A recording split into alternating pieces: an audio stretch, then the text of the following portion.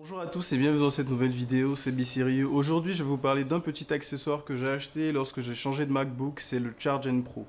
Alors cette vidéo elle est un peu spécifique mais vous pouvez quand même la regarder parce qu'elle concerne en priorité les personnes qui ont un MacBook Pro, ou un MacBook par exemple, mais à partir de modèles de 2016. Si vous avez acheté un MacBook entre 2016 et 2018, vous avez pu le constater, il n'y a que de l'USB-C Thunderbolt 3 sur les ports, donc on n'a pas d'USB-A, de port pour les cartes SD ou quelque chose du genre, même de l'HDMI on n'en a pas.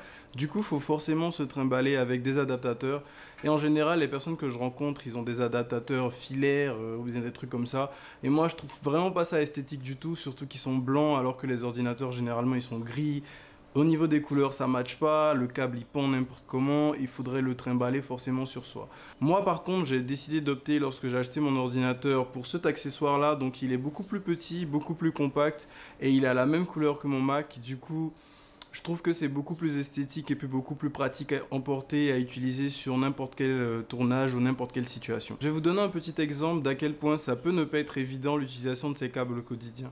Par exemple, si vous avez besoin de brancher une clé USB-A, vous avez qu'à la brancher si vous avez l'adaptateur USB-A vers USB-C.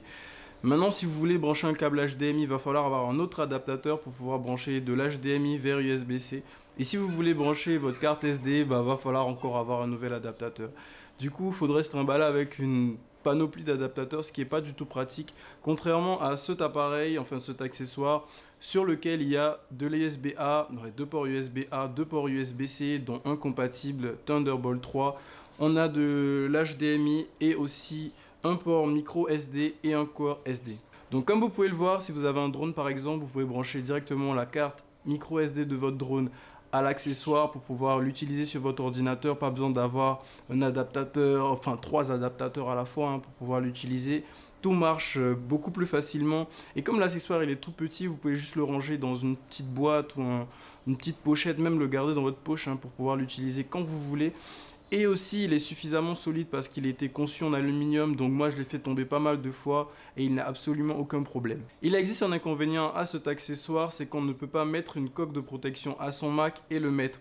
En fait, c'est vraiment pas compatible, il est conçu en sorte que lorsqu'on le plug sur son Mac, il faut que son Mac soit nu.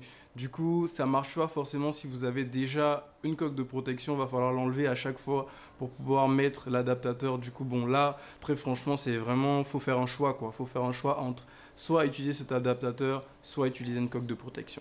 Cet adaptateur, il coûte 80 $, alors que si vous devez acheter chaque accessoire par rapport à chaque port qui est disponible dessus, ça va vous coûter un peu plus que 80 $ et puis ça sera franchement encombrant.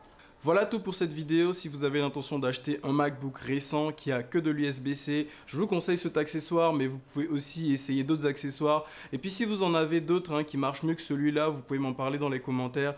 Et sinon, à bientôt. Je sais pas. Ciao. Bonne journée.